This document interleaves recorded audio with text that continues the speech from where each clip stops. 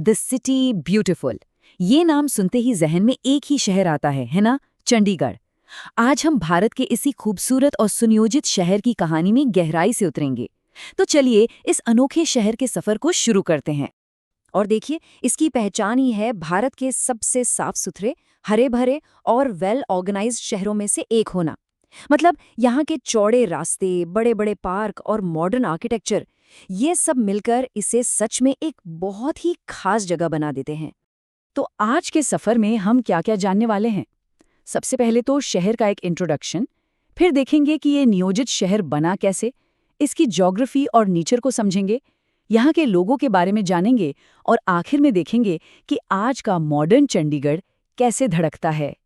तो चलिए शुरू करते हैं पहले हिस्से से। सबसे पहले ये समझना जरूरी है कि एडमिनिस्ट्रेटिव तौर पर चंडीगढ़ इतना यूनिक क्यों है। तो चंडीगढ़ है एक यूनियन टेरिटरी, मतलब एक ऐसा इलाका जिस पर सीधा केंद्र सरकार का शासन होता है। पर कहानी में एक ट्विस्ट है। यही शहर एक नहीं बल्कि दो राज्यों पंजाब और हरियाणा की राजधानी भी है ना? कमाल की बात। अब आते हैं इसकी पैदाइश की कहानी पर। आखिर ये शहर बना कैसे और क्यों? चलिए जरा समय में पीछे चलते हैं। तो बात शुरू होती है 1947 में, भारत की आज़ादी के बाद।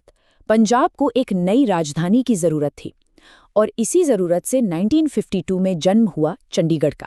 और इसका मास्टर प्लान वो तैयार किया था दुनिया के मशहूर आर्किटेक्ट ले कॉर्बुज़िए ने।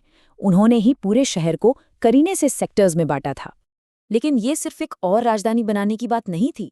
चंडीगढ़ को एक सपने की तरह देखा गया, एक सिंबल, आधुनिक भारत की दूरदर्शी सोच का प्रतीक। यह शहर भारत के भविष्य और उसकी तरक्की का चेहरा था। चलिए, इतिहास तो हमने जान लिया, अब जरा इसकी जमीन, इसके भूगोल और कुदरत पर भी नजर डाल लेते हैं। देखिए कितनी खूबसूरत लोकेशन है। चंडीगढ़ बसा है हिमालय की शिवालिक रेंज की तलहटी में, मतलब पहाड़ों का नज़ारा। इसकी औसत ऊंचाई समुद्र तल से करीब 321 मीटर है और इसके पड़ोसी हैं हिमाचल प्रदेश, पंजाब और हरियाणा। और ये पूरा शहर फैला है महज 114 स्क्वायर किलोमीटर्स के एरिया में। जी हाँ, सिर्फ 114। ये साइज इसे काफ़ी कॉम्पैक्ट बनाता है और इसीलिए इसकी प्लानिंग और भी ज़्यादा इम्प्रेसिव लगती है।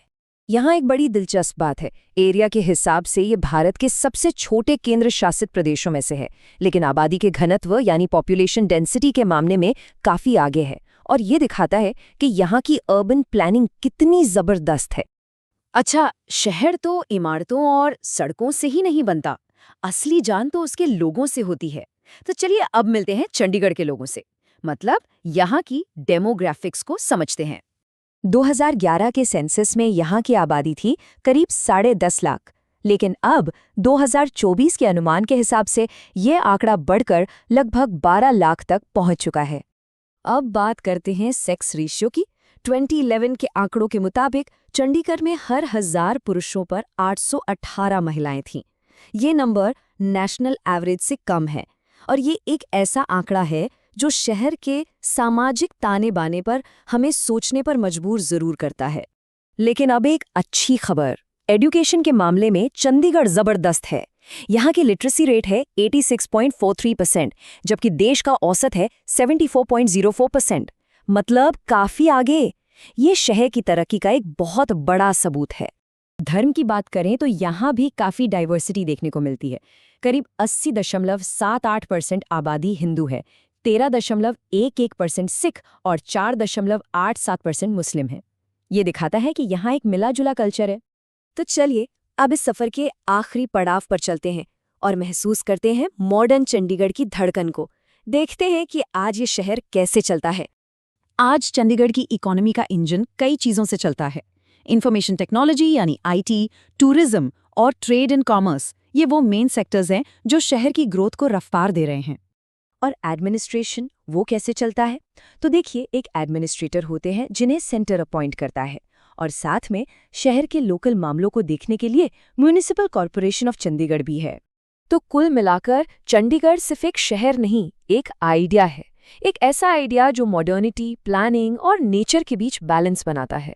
और यही बात हमें एक बहुत बड़े सवाल पर लाकर छोड़ देती है। क्या चंडीगढ़ अपनी इस अनोखी प्लानिंग और विरासत के साथ भविष्य के भारतीय शहरों के लिए एक रोल मॉडल बन सकता है? इस पर सोचना तो बनता है।